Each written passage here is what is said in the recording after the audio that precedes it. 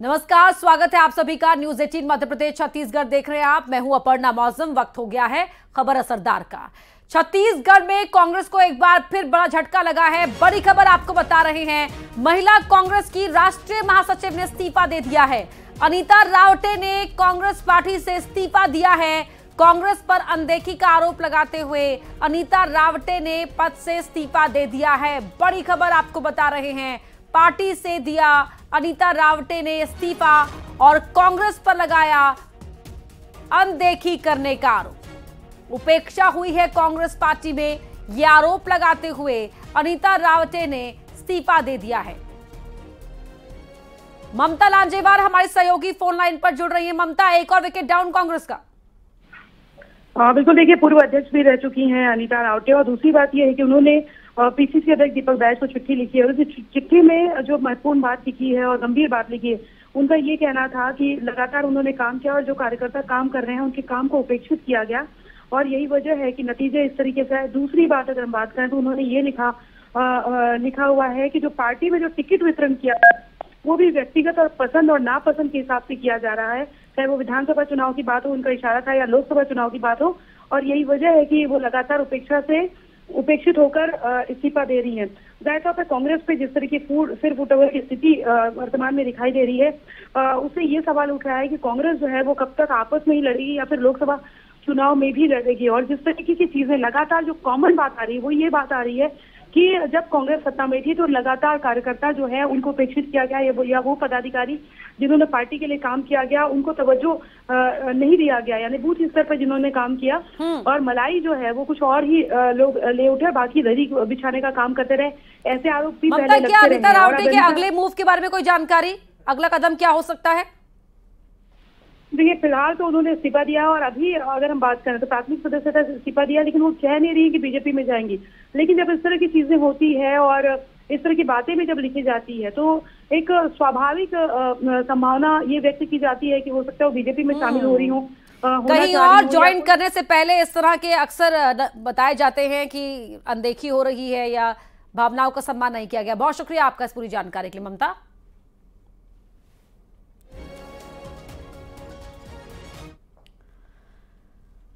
वहीं कांग्रेस ने मध्य प्रदेश में अब तक 3 सीटों पर अपने प्रत्याशियों के नाम की घोषणा नहीं की है। खंडवा, ग्वालियर और मुरैना सीट पर प्रत्याशियों के नाम को लेकर सस्पेंस बना हुआ है। उधर बीजेपी प्रत्याशियों के नाम के ऐलान में हो रही देरी पर कांग्रेस पर हमलावर है।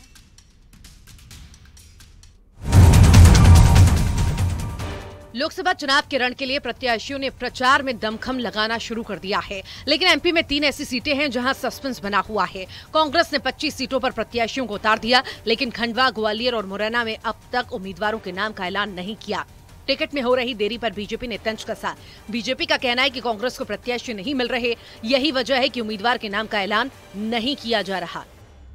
कांग्रेस मुझे लगता है कि नामांकन के बाद में अपने प्रत्याशी घोषित करेगी। 3 प्रत्याशी घोषित होना बाकी मध्य प्रदेश के, और बाकी जगह पर भी जहां पर आपसी गठबंधन की फूट है वहां उन्होंने खुद ने कहीं जारी कर दिए अपने प्रत्याशी, कहीं जारी नहीं कर पाए, कुछ लोगों ने टिकट लौटा दिए। कांग्रेस की जो स्थिति है मध्य प्रदेश में भी, वो भी आज ऐसी है कि एक महिला दे पाए, महिला आरक्षण की बात करते हैं, महिला सशक्तिकरण की बात करते हैं, लेकिन प्रत्याशी घोषित नहीं कर पा रहे हैं, प्रत्याशी नहीं मिल रहे हैं। कांग्रेस की ऐसी दुर्गति कभी नहीं हुई। उधर कांग्रेस का कहना है कि ग्वालियर, खंडवा और मुरैना में जल्द प्रत्याशियों का ऐलान कर दिया जाएगा। कांग्रेस का तर्क है कि इन सीटों पर अंतिम चरण में चुनाव होने हैं, ऐसे में प्रत्याशियों के नाम के ऐलान में देरी की बात गलत है। के चुनाव है वहाँ पर और जल्दी ही उनकी घोषणा हो जाएगी। पार्टी में मंत्रणा हो चुकी है। आज शाम को केंद्रीय चुनाव समिति की बैठक के बाद इसमें निर्णय आने की उम्मीद है और जन जन के मन के उम्मीदवार 3 सीटों पर हम कांग्रेस पार्टी आज दे देगी। कांग्रेस भले टिकट के बंटवारे में देरी की बात से इनकार कर रही हो, लेकिन पूर्व विधायक जयवर्धन सिंह ने भी माना था कि प्रत्याशियों के जल्द ऐलान से चुनाव की तैयारी में वक्त मिल जाता और इसका फायदा पार्टी को होता। कांग्रेस ने भी बार बार जल्द प्रत्याशियों के ऐलान का दावा किया, लेकिन दावा अब तक हवा हवाई साबित हुआ। Bureau report, news 18। हालांकि कहा यह जा रहा है कि 3 सीटों पर कांग्रेस ने प्रत्याशी तय कर लिए हैं और किसी भी समय इसका ऐलान किया जा सकता है। ये प्रत्याशी हो सकते हैं, ग्वालियर से प्रवीण पाठक का नाम सामने आ रहा है, मुरैना से सत्यपाल सिकरवार पर पार्टी भरोसा दिखा सकती है, तो वहीं खंडवा से भले ही चर्चाएं अरुण यादव के नाम की रही हो, लेकिन सुनीता सकरगाय का नाम फिलहाल यहां आगे चल रहा है और यही माना जा रहा है कि लगभग इसी नाम पर का ऐलान कांग्रेस पार्टी कर सकती है। देर शाम तक आज कभी भी इन नामों को लेकर औपचारिक घोषणा हो सकती है। तो मध्य प्रदेश में जिस तरह से लोकसभा चुनाव को लेकर सरगर्मियां हैं, तो वहीं कांग्रेस के प्रत्याशियों का इंतजार है, लेकिन इस बीच कांग्रेस को बड़े झटके भी लग रहे हैं। सुरेश पचौरी से लेकर कई विधायक और पूर्व विधायक पाला बदल चुके हैं। बीजेपी का दावा है कि 20,000 से ज्यादा कांग्रेसी बीजेपी के अब हो चुके हैं। दल बदल को लेकर आरोप प्रत्यारोप का दौर भी चल निकला है।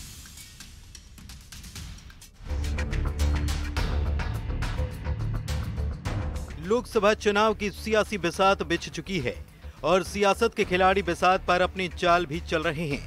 वोटिंग से पहले एमपी कांग्रेस को लगातार झटके पर झटके मिल रहे हैं और कई दिग्गज नेता कांग्रेस का हाथ छोड़कर बीजेपी का दामन थाम चुके हैं।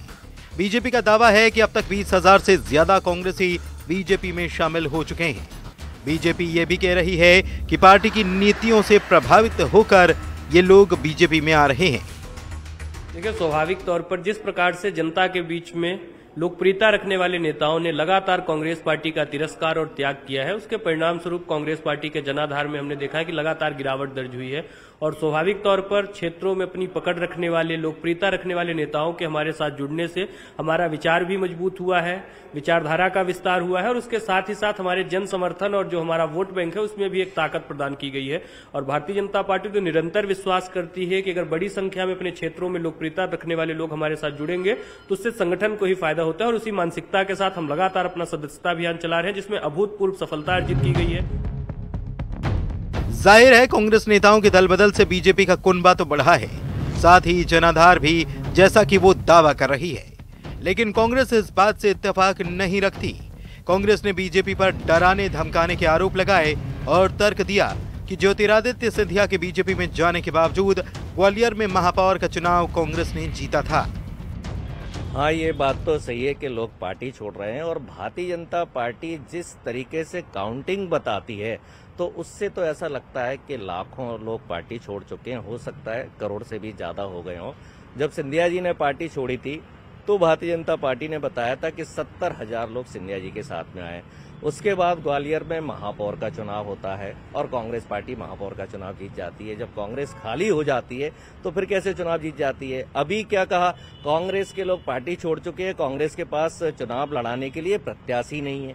क्या दिग्विजय सिंह जी प्रत्याशी नहीं है? क्या नकुलनाथ जी प्रत्याशी नहीं है? क्या महेश परमार प्रत्याशी नहीं है? कांग्रेस भले दल बदल से पार्टी की सेहत पर फर्क न पड़ने की बात कहे, लेकिन कहा यह भी जा रहा है कि पार्टी के समीकरण बिगड़ चुके हैं। शायद यही वजह है कि 3 सीटों पर पार्टी ने अब तक प्रत्याशियों के नामों का ऐलान नहीं किया है। बीजेपी एक रणनीति के तहत सेंधमारी कर रही है और इसका चुनाव में कितना फायदा होता है ये तो आने वाले वक्त में ही साफ होगा। मध्य प्रदेश में लोकसभा चुनाव के पहले लगातार दल बदल का सिलसिला जारी है। बड़ी संख्या में कांग्रेस के नेता, पदाधिकारी, कार्यकर्ता बीजेपी का दामन थाम रहे हैं। इनमें पूर्व केंद्रीय मंत्रियों से लेकर मौजूदा विधायक, महापौर तक शामिल हैं। इसके अलावा बड़ी संख्या में पदाधिकारियों ने भी पार्टी का दामन छोड़ा है। बहरहाल देखना होगा कि कांग्रेस इस क्राइसिस को लोकसभा चुनाव के पहले कैसे मैनेज करती है, कैसे डैमेज कंट्रोल करती है और कितने बेहतर परिणाम मजबूत नजर आ रही बीजेपी के सामने लाने में कामयाब होती है। वीडियो जर्नलिस्ट संजय नामदेव के साथ न्यूज़ 18 के लिए भोपाल से वासु चौरे। अब आपको बताते हैं कि कांग्रेस के वो कौन से बड़े चेहरे हैं जिन्होंने हाल ही के दिनों में कांग्रेस छोड़ी है। सबसे पहला नाम आता है छिंदवाड़ा के महापौर विक्रम आहाके का। हाल ही में इन्होंने भी कांग्रेस पार्टी को अलविदा कह दिया। जगत बहादुर सिंह अन्नू आपको याद होंगे, जबलपुर के महापौर हैं, ये भी कांग्रेस पार्टी छोड़ चुके हैं। पूर्व केंद्रीय मंत्री सुरेश पचौरी ने भी इतने लंबे समय तक कांग्रेस के साथ देने के बाद अब कांग्रेस पार्टी को अलविदा कह दिया है। कमलेश शाह अमरवाड़ा से विधायक हैं, वो भी छोड़ चुके हैं। सैयद जफर कमलनाथ के बेहद करीबी हैं, वो छोड़ चुके हैं। संजय शुक्ला जो एक बड़ा नाम थे इंदौर में कांग्रेस पार्टी का, वो भी छोड़ चुके हैं पार्टी। विशाल पटेल और गजेंद्र सिंह राजू खेड़ी का नाम भी कांग्रेस पार्टी को लोकसभा चुनाव से ऐन पहले छोड़ने वालों में शामिल है। अब बात कर लेते हैं बीजेपी की। मध्य प्रदेश में बीजेपी के दिग्गज नेताओं ने प्रचार में दमखम लगाना शुरू कर दिया है। बीजेपी के राष्ट्रीय अध्यक्ष जेपी नड्डा ने जबलपुर में चुनाव का शंखनाद कर दिया प्रचार का और कांग्रेस पर जमकर बरसे, साथ ही इंडिया गठबंधन को भी निशाने पर लिया।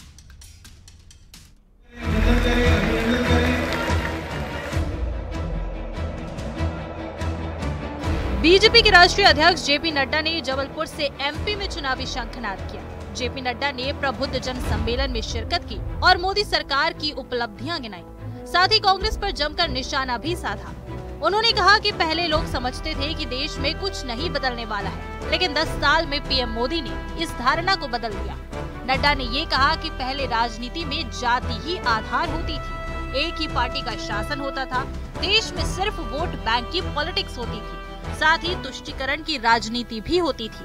लेकिन मोदी सरकार ने परिवारवाद और तुष्टीकरण को हटाकर समाजवाद को आगे बढ़ाया है।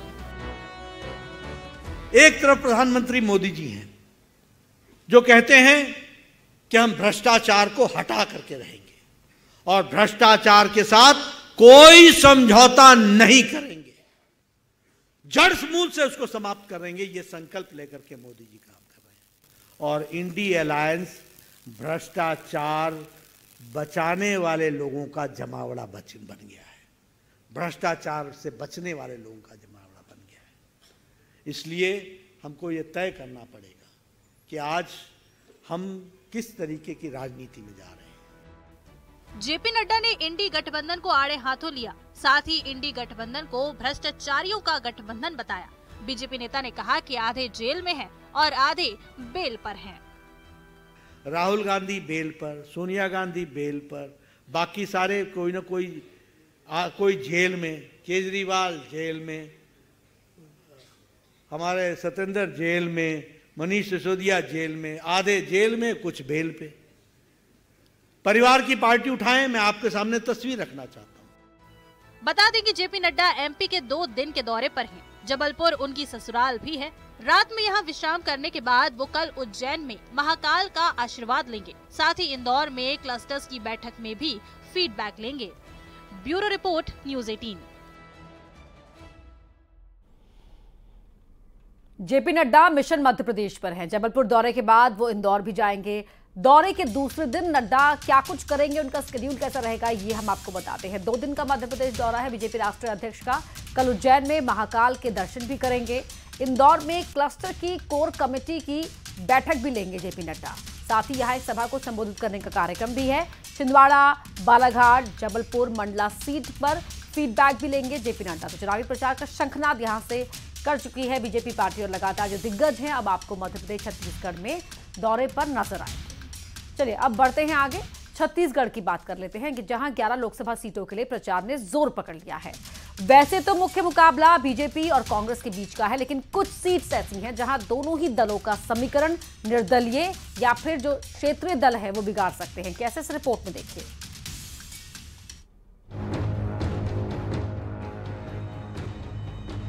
लोकसभा चुनाव के लिए 11 सीटों पर कब्जे का लक्ष्य लेकर बीजेपी चुनावी मैदान में है, तो दूसरी तरफ कांग्रेस का 2 से ज्यादा सीटें हासिल करने का टारगेट है।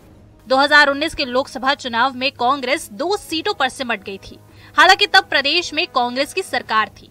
बावजूद इसके लोकसभा चुनाव में मोदी मैजिक चला और कांग्रेस 2 सीटें ही हासिल कर सकी।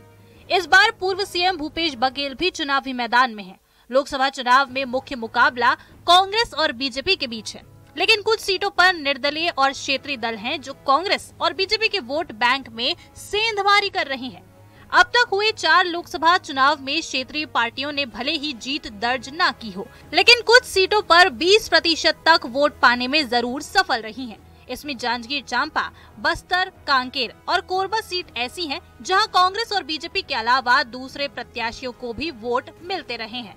पिछले चुनावों की बात करें तो जांजगीर चांपा में बीजेपी को 45.91% वोट मिले, वहीं कांग्रेस को 39.24% वोट मिले हैं। बात करें बीएसपी की तो उसे 10.53% वोट हासिल हुए हैं। साथ ही अगर बस्तर की बात करें तो कांग्रेस को 44.1% वोट मिले हैं, बीजेपी को 39.83% वोट मिले और सीपीआई को 4.21% वोट मिले हैं, जबकि कांकेर में बीएसपी को 0.87% वोट हासिल हुए। वहीं कोरबा में कांग्रेस बीजेपी को छोड़ दूसरे दलों के हिस्से में 3.29% वोट मिले हैं।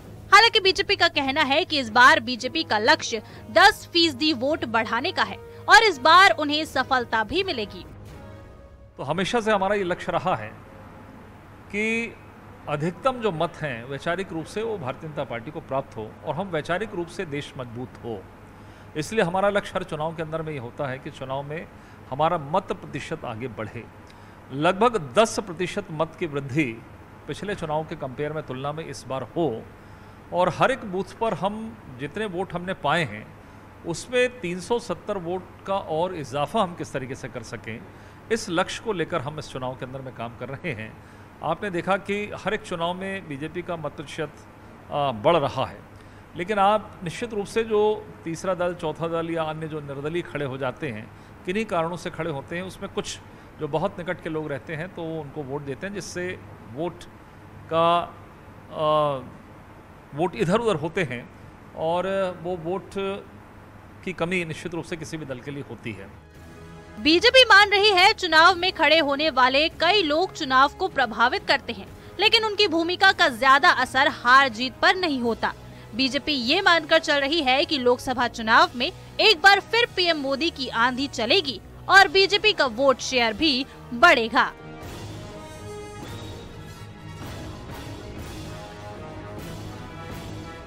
रायपुर से न्यूज़ 18 के लिए आकाश शुक्ला के साथ ब्यूरो रिपोर्ट।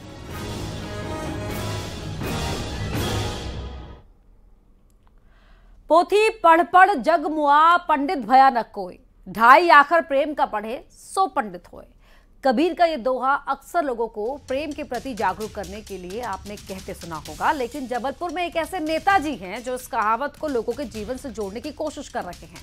लोकसभा चुनाव में इसी कहावत के ढाई आखर यानी ढाई अक्षर के नाम से पार्टी बनाने वाले प्रत्याशी भी मैदान में है, जिनका नाम भी ढाई अक्षर है। आइए आपको भी मिलवाते हैं संस्कार ढाने के इस अनोखे प्रत्याशी से।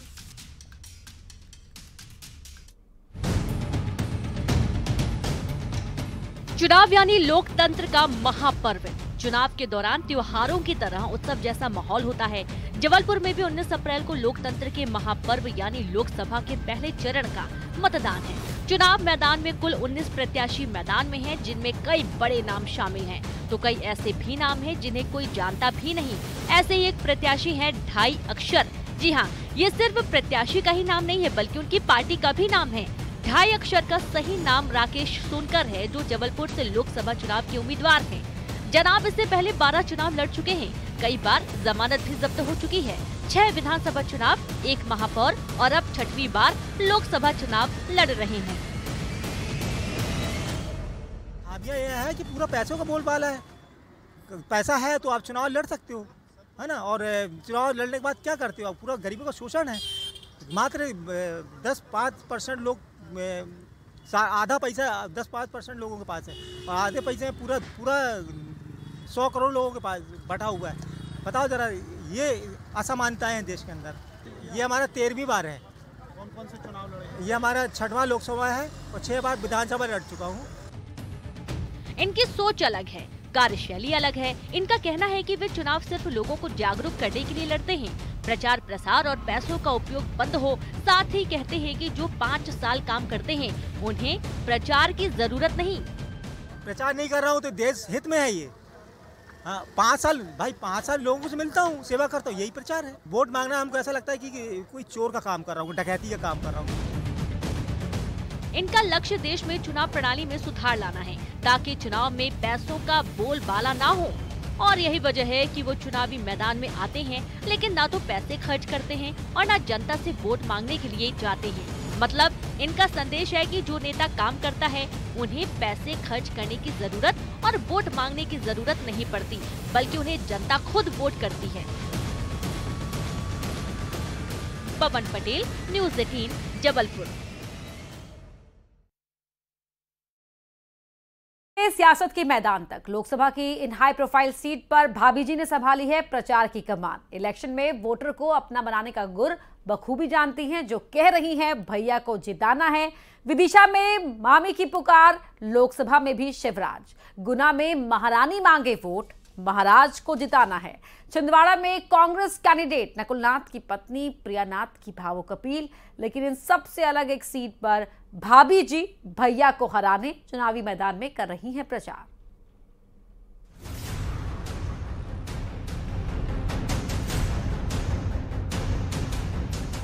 भाभी जी प्रचार पर हैं, सियासी रण में हम साथ साथ हैं।